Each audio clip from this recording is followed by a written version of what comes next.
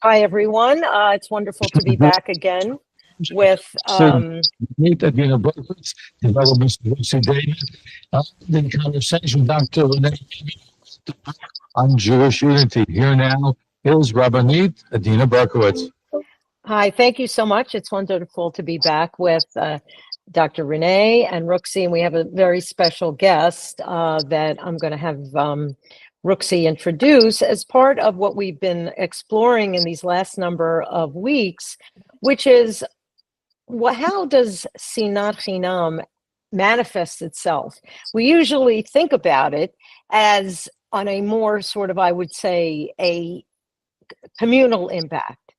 But part of what's groundbreaking about Dr. Rene's book and what we're trying to do here is to see how it really impacts on very much of what we would call a micro level, and that is really a takeaway for each of us and our own personal neshamas. So I'm going to turn it over to Rooksie to introduce our special guest for today.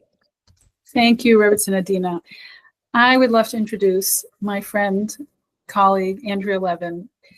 And Andrea is a thoughtful, self-aware, self-reflective person. She's in the mental health sphere in terms of her career. And she shared with Dr. Levy recently, after a workshop that she attended on this work, Jewish Unity in the Age of Sinat Chinam, how it affected something that had been on her mind and on her heart for about a decade.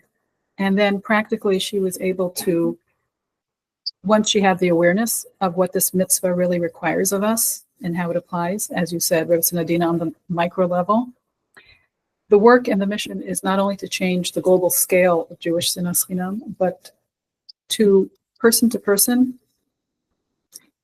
starts at home. It starts with one person to a friend, to a family member, to a community member. If we can do our due diligence in eradicating Sinat Chinam on that level, that's going to spread to the global communal world level. So Andrea shared a very poignant and personal application that she herself used once she attended a workshop and learned about this work, and she shared it with Dr. Levy. So we wanted to invite her on to give a testimonial of what this meant to her and how it impacted her. Great. Andrea, could you just tell for our audience just like a very short, brief background about yourself, just so we get a sense of a little bit about who you are? Okay, my name's Andrea Levin. I live in Seattle, Washington. I'm married to Arthur Levin. We thank God I have 6 children and many, many grandchildren. Half of them made Aliyah, half of them are in the United States, Kolo rabbi, kids studying to be a doctor, just nice, lovely children who were raised in Seattle, Washington, and just thank God, doing great. And I would say that I'm like even here with you right now and have this history because of the Seattle Kollel that came to Seattle when I lived there a couple of years, and I found a home in learning and my Jewish people. And I mean, I have a lovely kind of reform conservative background, and I met people that loved Hashem and in very sincere way. And I had the opportunity to grow. And then what happens is then it grows and moves generations, and kind of where we're at right now. That's so nice. And what kind of work do you do? I work at a place called Lakeside Milam Recovery Center. It's the highest level of care in the state of Washington, 3.75 care. A wonderful company. So when I met them, I'm like, so the woman was wearing this very big Jewish cross, and I said, well, I'm gonna try this out. I said, I love to work for you, but there's this thing called the holidays, and it's the Sabbath, and it's the real Passover, and my children will need to get married, and I'll be gone for that. And then I like went through the whole thing. This was 14 years ago, and they're so lovely. And so I work in an environment that supports my religious life, which is quite fortunate. So I will be leaving, God willing, very soon. One of my children in Israel, God willing, is going to have another child, and that same family is going to have my oldest granddaughter is going to bat mitzvah, and I'm going to go do my thing, and then come back, and I get to do a job that I love. That's me. That's beautiful. So tell us a little bit about what happened that was so significant, that it sounds like it was like one of those, it changed your Yeah. life experiences. It still is. It's growing, which I'm not so thrilled about also, but just to be quite honest, a little self-revelation's good, but so I went to this program that they did at the Seattle Kollel, and I went because I'm a nice person. I support the Kollel, love the Levys, I love the Davids. I'm going, but not because I have this tremendous desire to know more about this, to be quite honest, And I went, and I was like, oh my. It was one of those things, they always say that when the student is ready, the teacher appears. I'm not sure I was quite ready for this. I was like, I got a little bit more information than I was looking for. And I came to see that I had some real hatred, real, I wouldn't have called it hatred. And actually, I'm a very well-behaved person, so I don't do lashon hara. So it's like I just avoid things that aren't good, and I just move on. And I had a really significant issue with a group of people, and I had convinced myself that my behavior was totally appropriate because I don't do that. So, I can just avoid everything and I'm good. And I got a great relationship with Hashem and everything's wonderful. But what happened after I just was there for 2 hours, I was like, oh my, oh my. And I didn't commit to doing anything about it. I just was at the point of like, I was contemplative. I understood that I had a situation. The situation was between myself and the Holy One. That was the situation. The situation was that I was harming myself by being so sure I was right about something. And the and I'm like, oh my. Well, I know where I'm going one day. It should be at 120, but like it's not. So that's kind of what happened. And then Mm. strangely, because these opportunities present themselves, I was invited to an opportunity to show up at a place that I have not been for a decade. I made it my point. I'm like, I don't have to go there. It would be by choice. Why harm myself? And just going to be, and I went, and I was shocked because initially I said, no, I'm not going. Thank you. I'll do something else. And then all of a sudden I was like, you know what? I'm changing. I'm going to go. I'm going to go. They're like, wow, okay. And I went. And I would say the three things that I made up in my mind, I would say the proofs against my better behavior, they disappeared within just like moments. Mm. Hold on. I'm sorry, you'll have to come back. How about in 15 minutes? So, and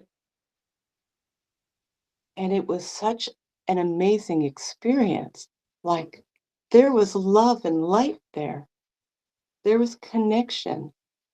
There were relationships that I had forgotten were so important to me as a young woman. People that had opened their homes to us, and there was love there. There was love there. And after that, within a couple of weeks, we got invited to a family that we hadn't sat with in so long. And we sat together as like old friends and caught up, and it was continued to grow into this beautiful feeling. And for me, I mean, the that feeling of being like spiritually congested or constipated around that point, not being and being like in a fight with nothing, it was gone. It was gone. And then, that was beautiful. And actually I'm excited to go there again. Not for like any reason, but just because I deserve it. And so do they. And if there's like 4 people out of 100 people there that care, then that matters enough to me. So I'm going to do that again, not for a reason, not because, okay, I went because of that. That's why she went, but because I want to be that kind of woman now. I want to do that. That's That's wonderful. that's so amazing. And I'm going to turn it over a second to Dr. Rene and Rooksie, because a little bit what it reminds me of is that, in the Joseph story in the Torah, after everything's said and done, when they're done burying Jacob, Yaakov, and they pass by the pit where he was thrown in, he has to go there to offer really hodaya, like thanks to Hashem, even though at face value, it's the source of so many years that caused more suffering for him. But he said, it was the place he was redeemed, and that he then had like a whole new life. Now we know the brothers saw it differently, but I'm thinking about how you kind of went to that pit, and you were able to pull yourself out of it.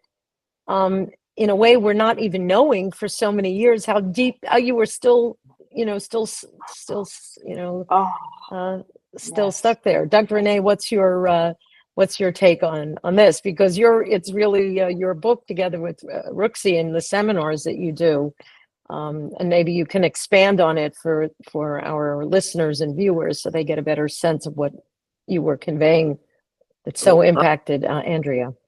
I would love to, because I'm here to learn, and Andrea is the teacher. I'll tell you why. I've been working on myself this whole journey. The book in Hebrew is called, Masa Le'Ahdut Israel, journey towards unity. Okay, by working with Sinat Chinam, it's a journey. It took me a long time, but I've been able to work on it. And that's why this domain, by the way, is very difficult.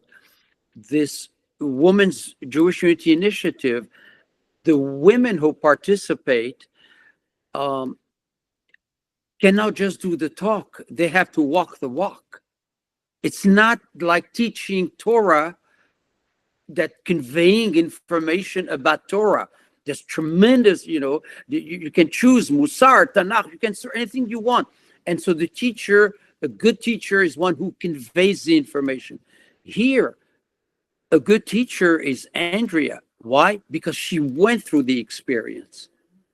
So it's completely different. And now we're beginning to, I think, to understand why this has taken us so long as a people, because you have to reshape yourself, reframe yourself, and reconnect with Hashem. But what I would like to learn from Andrea, if it is possible, if it's not invasive, is it took me a long time. I didn't, it didn't happen in a short time frame. The impression I have from, what you're teaching us is that it happened relatively quickly. And could you help us with that? I mean, I'm serious. I didn't know it could happen this way. And so, yeah, to me, you're opening a whole new door, because when I teach this, I say, it's very difficult. You're going to make very small steps, etc., etc. Be patient. There is neuroplasticity. It happens. What you described is different. So please enlighten us if you can. I think it just has to do with my basic nature. I seek love and peace, right? I don't like to not like. I don't, I look at the world with gentle eyes, right? So this, this thing that I felt, and I actually have a kind of a different situation with a family member, because the thing is, it's almost like I was telling Rooksie over Shabbos, it's almost like when this opened up, when this broke open, because it was like being stuck. I was stuck. I almost enjoyed the discomfort of it. There's something there which I don't understand psychologically, but there was something there when it got freed, and it was at a subconscious level, because I'm not a very philosophical person. So some people, when they have a struggle, they think about it, they talk about it, make pros lists and cons lists, or they do all kinds of things. I'm just kind of like Hashem will help me kind of person. So, had I been more thoughtful, maybe I would have worked through it in a more significant way. But I just let things be. And so what happened for me is, the I think human beings change at the rate of pain. That's why we change. I don't believe we change for many other reasons than that. And I think I was so uncomfortable for so long that when I came to your seminar, you were providing a refuah for a disease that I didn't even know I had, like I didn't even understand what this meant on the spiritual realm. In your second book that you wrote, when it talks about how can you even say the Shema if you have that sitting in your heart, that was another thing that kind of woke me up. Like, I want to be as clean as possible because I stand before the King of the world. Like, I understand this. And so for me, listen, could it be the year that we all just had since October 7th? Is it that at that time when I went to your class, my son-in-law was fighting in Gaza, and thank God he got out? Could it be, like, who knows, psychologically speaking, like what was going on in my life and in the world that tenderized my spirit? Like, I don't know. But whatever it was, that Andrea at that time, for whatever conditions was going on, I was ready. Was ready to hear something, and I'm often ready to hear something like that. Okay. I'm on. That's my. I can answer your question about how you felt, like spiritually congested, let's say.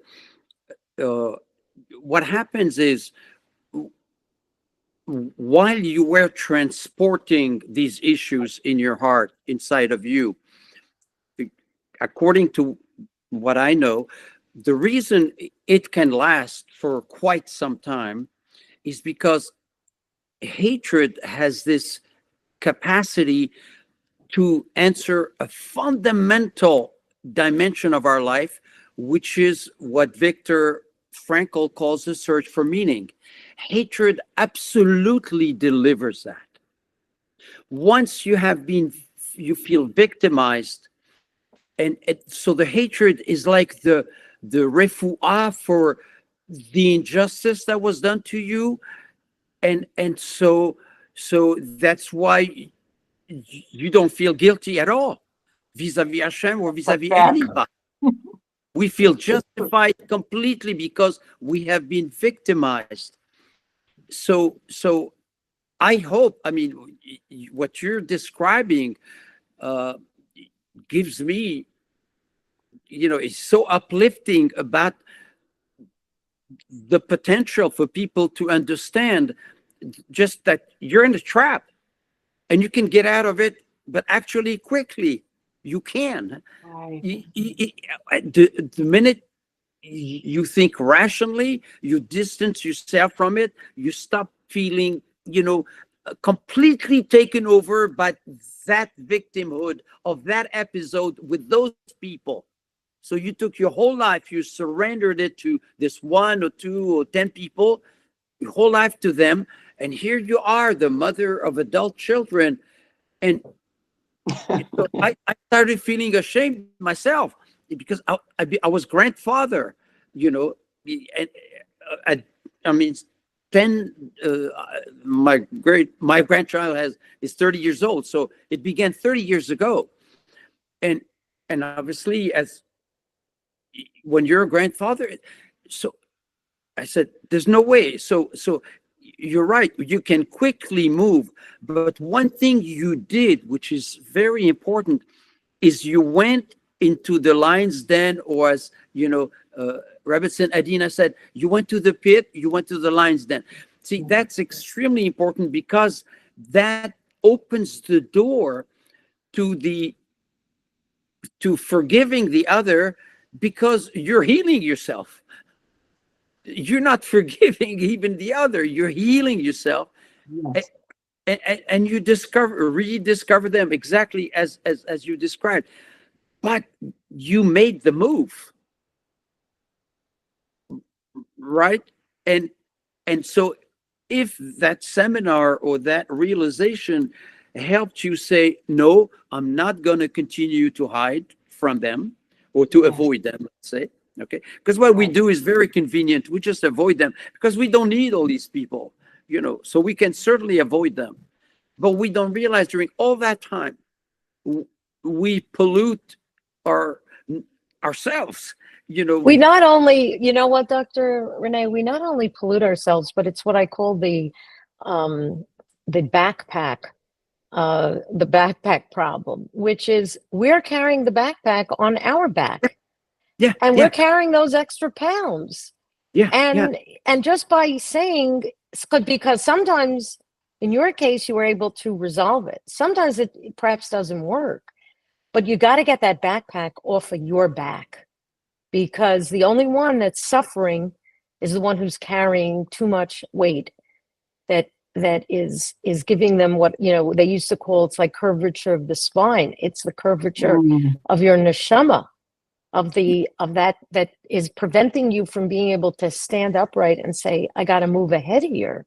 I can't literally, as they say, I can't be bogged down by baggage. I know, Rooksie, you're shaking your head. You wanted to jump in.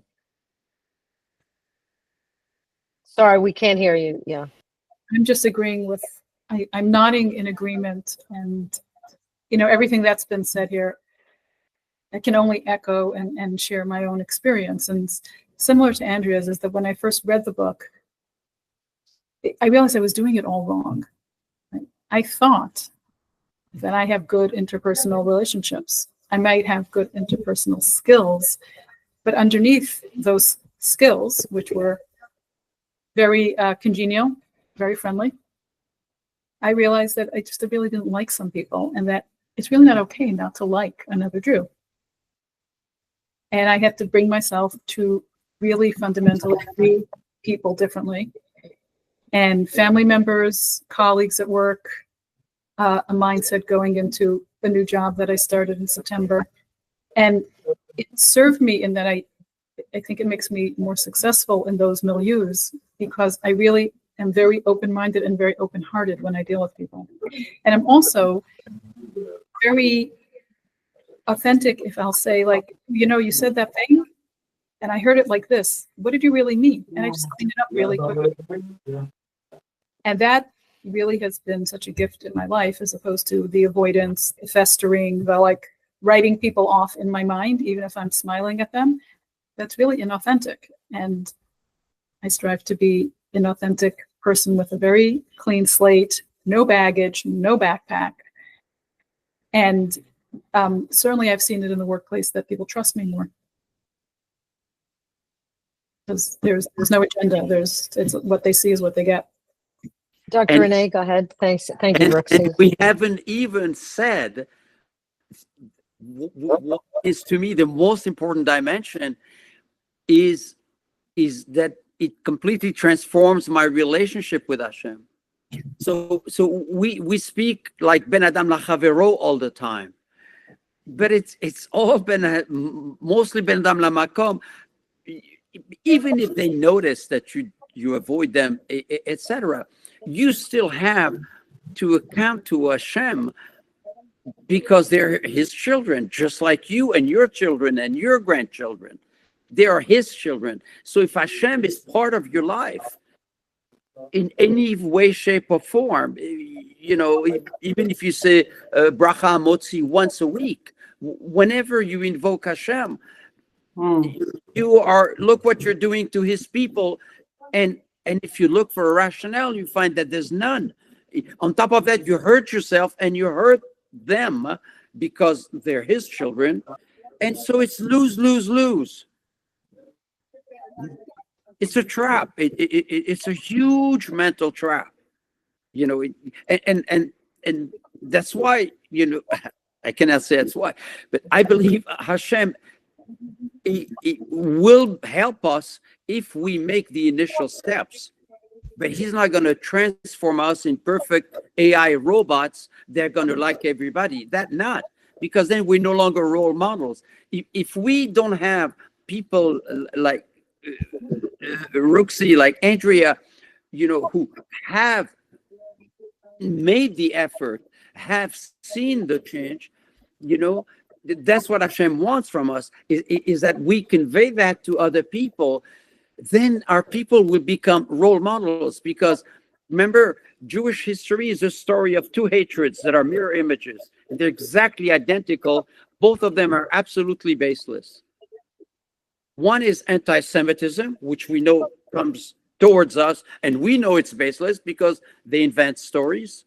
And the other one is the one we're describing. Okay?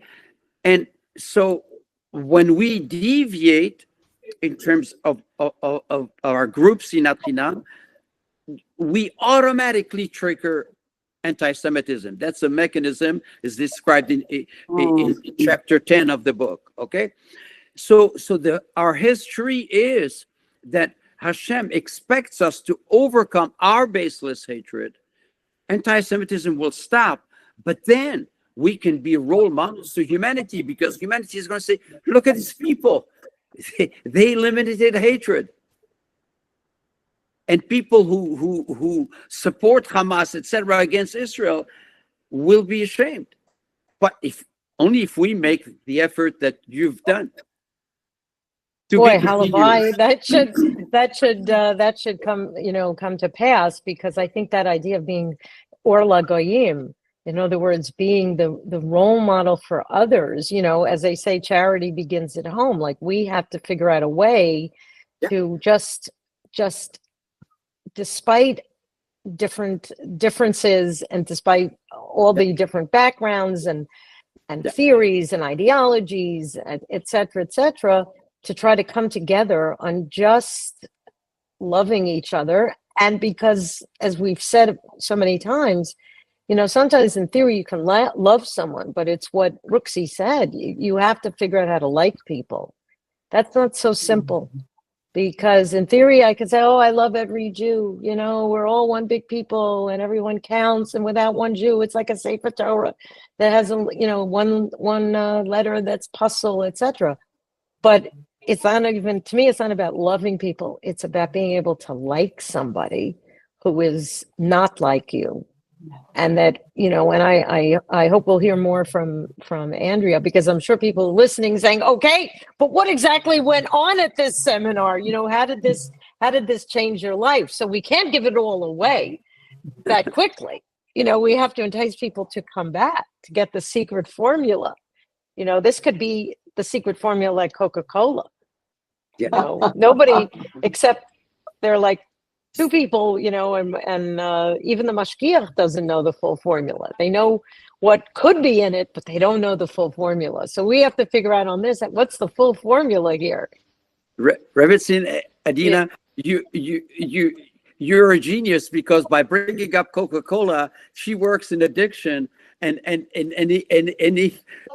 if we can overcome that addiction, we're done.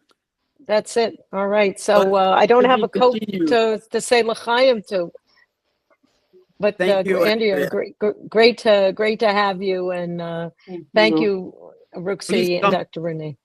Come back.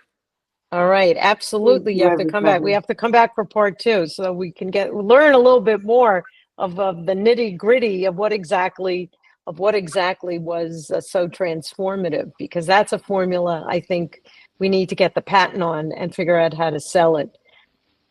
That'll help a lot of people. So thank you so much for being with us today. And of course, Rooksie and Dr. Rene, it's great to have you. Thank everyone for joining us for this very stimulating program. And I'll call it part one.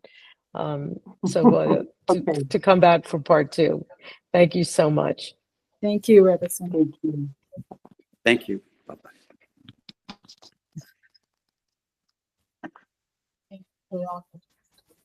Okay.